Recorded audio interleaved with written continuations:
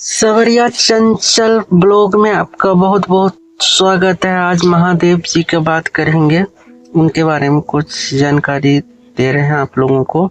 ये स्टोरी अच्छा लगे तो लाइक करना, चैनल को सब्सक्राइब कर देना और वीडियो में अंत तक बने रहना। हिमाचल की शांत निर्मला गोद में फैला कैलाश पर्वत सदियों में से तप और योग की ऊर्जा केंद्र रहा है। इसी विशाल पर्वत पर एकांत में विराजमान थे भगवान महादेव, त्रिलोकीनाथ, योगी के योगी, जिनके ध्यान की अभय से स्वयं प्रकृति शांत हो जाती थी। उनकी पहली पत्नी देवी सती ने अपने पिता दक्ष को अपमान के कारण यज्ञ में अपना देह त्याग दिया था। इस घटना ने महादेव को गहरा शोक में डुबा दिया। वो संसार से विरक्त होकर समाधि में चले गए। वर्षों तक वो किसी से नहीं मिले, किसी से कुछ नहीं कहा। दुनिया उनके बिना अधूरी लगती थी, लेकिन महादेव के भीतर केवल मन ही सच था। उधर देवलोक में असुर का बल बढ़ता जा रहा था।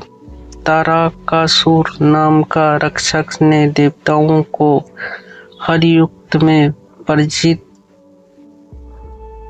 कर रहा था। उसने वीर प्राप्त किया था जिसके उसके केवल शिव की पुत्री और मार सकता था, लेकिन शिव का तपस्या में लीन थे और वो उसका संसार में कोई संबंध नहीं था। देवताओं को समझने में आने लगा कि यदि शिव का पुण्य संसार में लौटा ना गया तो धर्म और सत्य की तुलना खतरे में पड़ जाएंगे। इसी समय पर्वत राजा हिमान और उनकी पत्नी मेना को एक दिव्या कन्या प्राप्त हुई।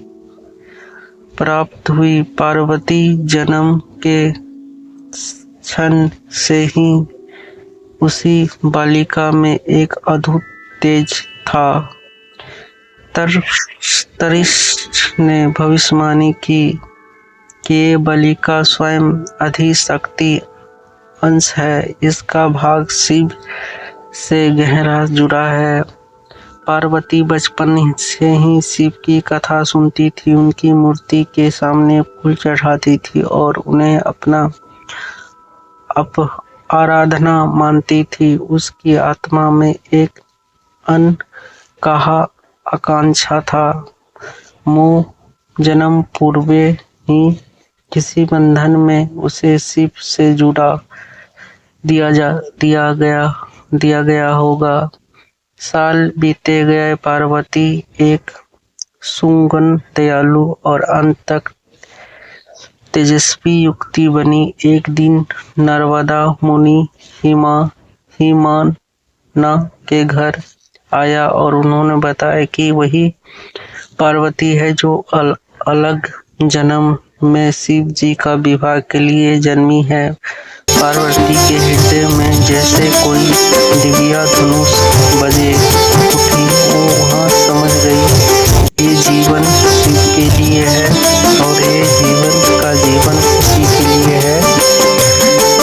लेकिन समस्या थी कि शिव जी समाधि की गहन तप में इतना डूब चुके थे कि किसी सांसारिक काज से निवृत्त हो गए थे। देवताओं ने पार्वती के प्रार्थना की, वो शिव को इस तप से बाहर निकाला।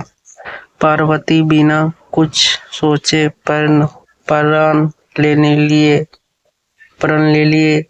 मैं तप करूंगी, योग करूंगी, कठिनाई सहूंगी, लेकिन शिव से विवाह करूंगी, सिर्फ अपने प्रेम के लिए नहीं बल्कि देवताओं लोक के धर्म की रक्षा के लिए। यदि आपको ये कहानी अच्छा लगा हो तो लाइक कर देना, सब्सक्राइब कर देना चैनल। वीडियो देखने के लिए धन्यवाद।